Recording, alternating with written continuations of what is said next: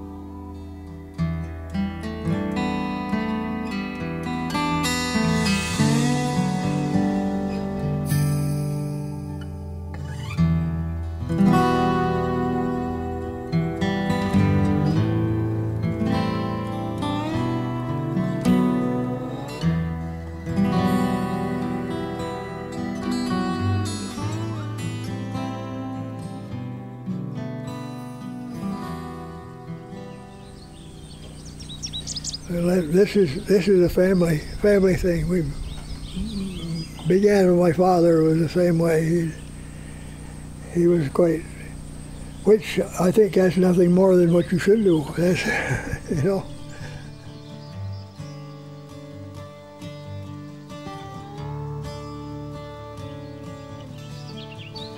So I was born over in Starksboro, and then we came here in 1929, I believe, like 29 or 30, during the Depression, and my folks bought this place here. But we were better off in the farms than people were in the cities. My father took it over, and I'm in partnership with him. He's 92, he still works every day. On the farm. He scrapes the barn, and he does welding for us and rebuilds starters and stuff, and he's a very big asset for us. It's a dairy farm. We've got 970 acres total. We've got 450 or only 450 are tillable, so we've got a lot of woodland and stuff, and we run about 140 milking cows, and we grow enough feed for them. And my oldest son, Curtis, he's interested in farming also. He'll be the 4th generation. I was brought up on the farm, and growing up in that, had to have a lot of values taught to me. The most important thing was right and wrong, and be honest and dependable. I mean, that's about what everyone aspires to do. You know, my grandfather always said, if you have to be paid for everything you do, you're not worth all that much. And if somebody needs help, then you help them, and someday you'll need help, and they'll help you. And anybody needed anything, they would go to Roger Lane. Roger Lane would know where to get it if he couldn't make it or fix it. And I think it's still that way with David and Curtis. They know that, you know, it's an inherited gene, and they can make just about anything. Roger is amazing. Roger will take the time to talk with anyone. It never feels like he's being bothered. You could stop by at any time. He'll stop whatever he's doing, but he always has a story to share.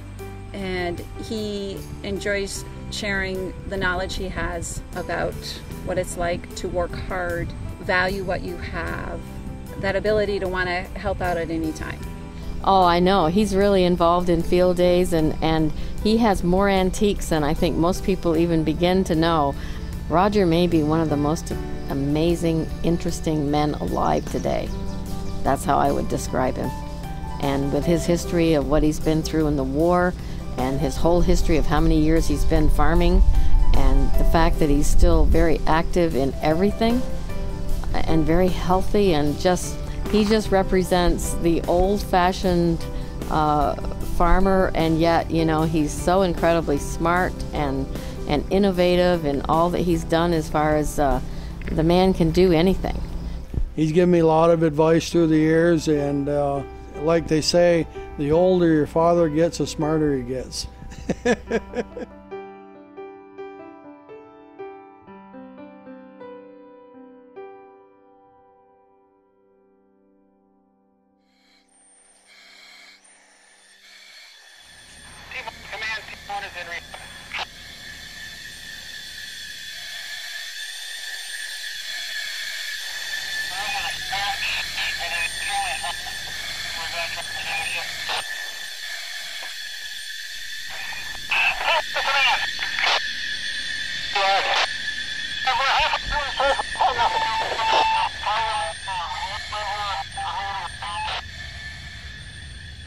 And we came outside the building, and it was extremely hot to the point that you couldn't look at it. And we went over there and we picked up the kids' toys that were close to the building and moved them over by the garage where they wouldn't melt or nothing would happen to them. I remember a little kid, and he says, "Hey, mister, thanks for saving my truck." It just, as if all you thought was, let's see if we could save a toy, but at the end of the day, that's all he had. Everything else was gone, that's all he had. Well, I think we cannot ever live without a fire department, and I think if you're any one of the people or even know someone who's needed them, then you really learn to appreciate why we need them. It's just wonderful, all the people who have volunteered to be a fireman, because nobody's getting paid to do that. And so everything they do for the community is out of the goodness of their heart. I joined in '77, the department formed in '73. I've been all different stages of officers, and like I say, I'm chief now. My son, he's one of the assistant chiefs. He was a junior member when he joined, and he's worked up through the ranks also. It's always tough in a small town because you know everybody. And when you know everybody, the likelihood of coming across an incident where it involves friends and family is much higher. And every day she went by the same time going to work or dropping her kids off to daycare. I remember he used to always wave to me out the back seat, and I knew who she was. Didn't go to school with her or anything. And I remember when we got there, you could recognize the car and know who it is per se. And it didn't look all that bad. Then we got up there, and and she had passed, and but it's hard. The fact of her isn't as hard as now she's got a little kid who just wants to see his mom, and how do you tell a young child that his mother's passed away? And then we all know the family, and so now it's hard, and the state police went up and talked to them, and so that for the most part that's that. The first thing that happened was my daughter was killed in a car accident, and 7 weeks later Rick was killed in a construction accident. Actually, from the time that my daughter died, we started raising my 2 grandsons, and so after he passed, then I continued to raise them. I was married to a great man, and he loved that fire department. I don't know, it just was really special to him, and the fire department has carried on the same, since he's been gone, and they're still doing amazing things.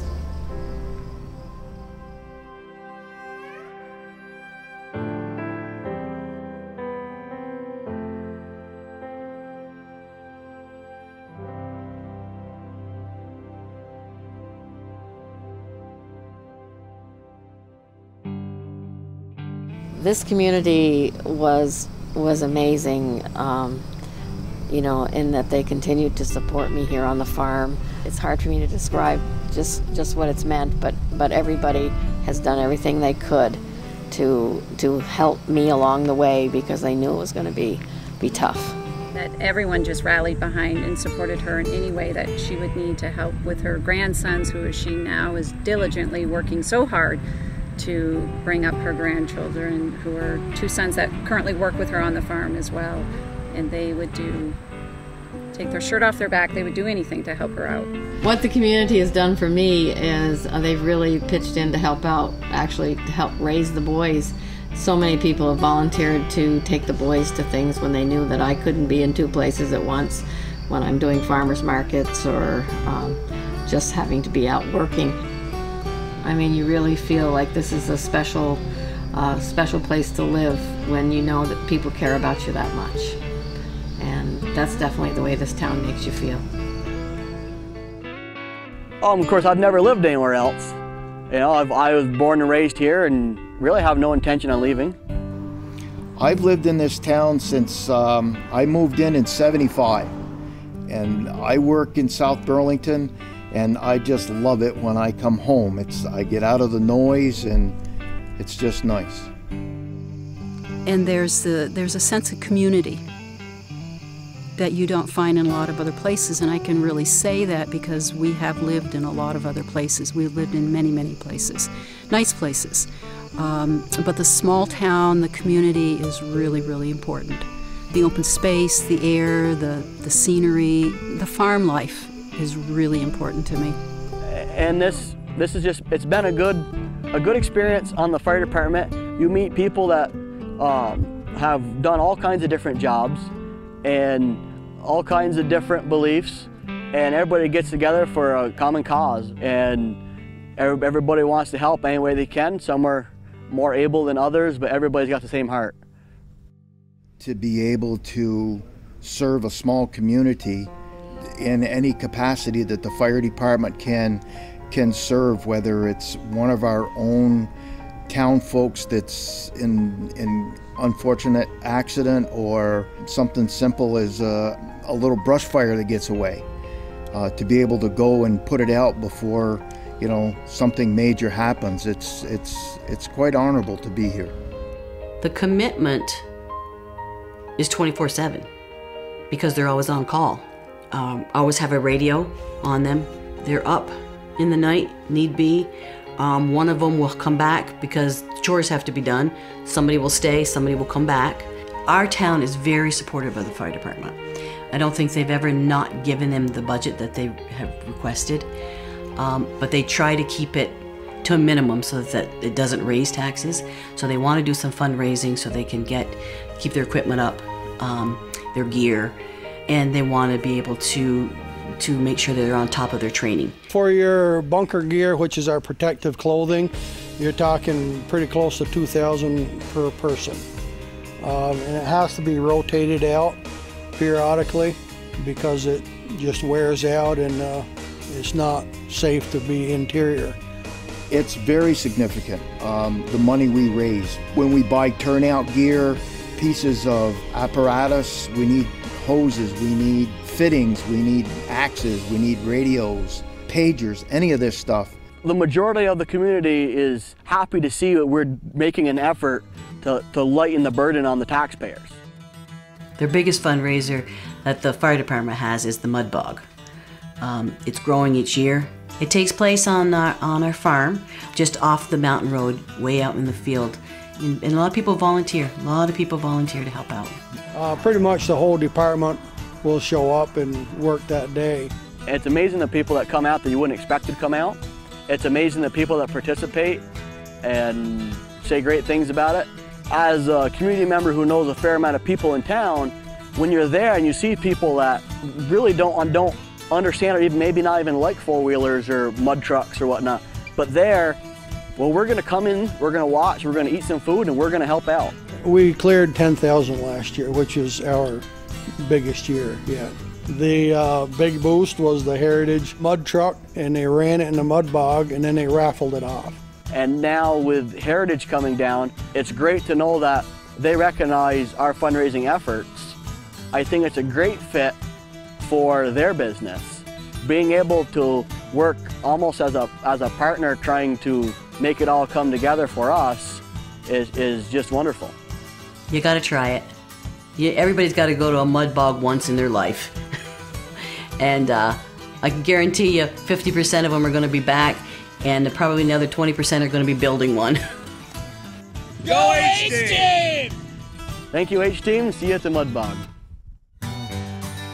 The Monkton Volunteer Fire Department is in need of upgraded equipment, a new addition to the firehouse, and funds to repave their lot.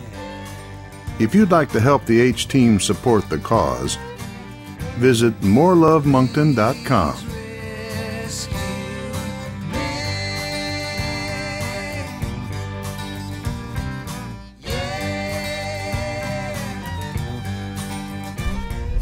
Okay, so Alex gets going. It was mostly water. So Alex gets going, backs up, gets going probably 30, 40 miles an hour. It seemed like a lot faster than that. Seemed like fast enough. And he claimed his dirt bike would stay right on top and go across the water. Well, it looked like a tidal wave with a helmet in the middle.